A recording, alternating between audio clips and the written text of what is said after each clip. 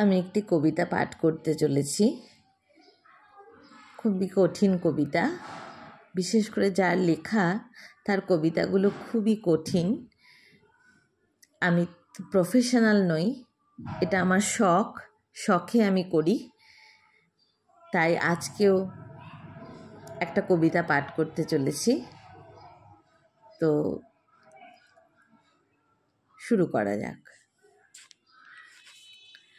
মনে করো যেন বিদেশ ঘুরে মাকে নিয়ে যাচ্ছি অনেক দূরে। তুমি যাচ্ছ পালকিতে মা চড়ে, দরজা দুটো একটুকু ফাঁক করে। আমি যাচ্ছি রাঙা ঘোড়ার পরে, টক বগিয়ে তোমার পাশে পাশে। রাস্তা থেকে ঘোড়ার খুঁড়ে খুঁড়ে রাঙা ধুলোয় মেঘ উড়িয়ে আসে। সন্ধে হলো, সূর্য নামে পাটে, এলেম যেন জোড়া দিঘির মাঠে। ধু ধু করে যেদিক পানে চাই, কোনোখানে জনমানব নাই। তুমি যেন আপন মনে তাই ভয় পেয়েছ, ভাবছ এলেম কোথা। আমি বলছি ভয় করো না মাগো, ওই দেখা যায় মরা নদীর সোতা। চোর কাটাতে মাঠ রয়েছে ঢেকে, মাঝখানেতে পথ গিয়েছে বেঁকে। গরু বাছুর নেই কোনোখানে, সন্ধে হতেই গেছে গায়ের পানে। আমরা কোথায় যাচ্ছি কে তা জানে, অন্ধকারে দেখা যায় না ভালো। তুমি যেন বললে আমায় ডেকে, দিঘির ধারে ওই কিসের আলো। এমন সময় হা রে রে রে রে রে, ওই যে কারা আসতেছে ডাকছে রে। তুমি ভয়ে পালকিতে এক কোণে ঠাকুর দেবতা স্মরণ করছো মনে।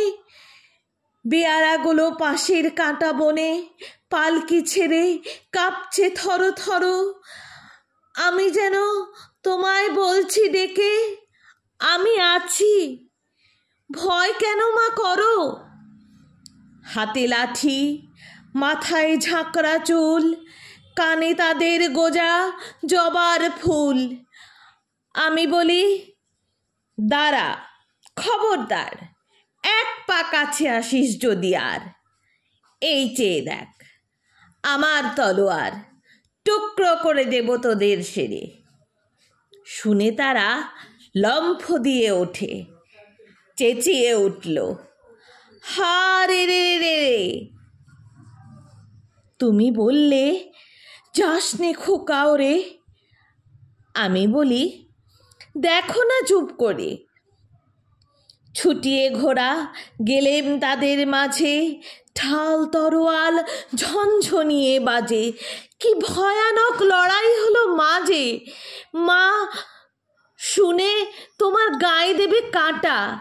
কত লোক যে পালিয়ে গেল ভয়ে, কত লোকের মাথা পড়ল কাটা। এত লোকের সঙ্গে লড়াই করে ভাবছ খোকা গেলই বুঝি মরে। আমি তখন রক্ত মেখে ঘামে বলছি এসে, লড়াই গেছে থেমে। তুমি শুনে পালকি থেকে নেমে চুমু খেয়ে নিচ্ছ আমায় কোলে। বলছো ভাগ্যে খোকা সঙ্গে ছিল, কি দুর্দশাই হতো তা না হলে।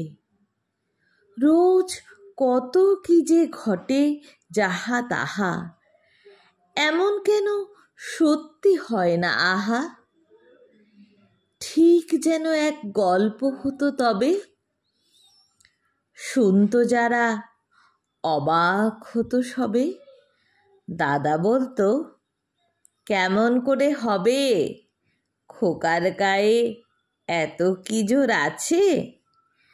পাড়ার লোকে সবাই বলতো শুনে, ভাগ্যে খোকা ছিল মায়ের কাছে।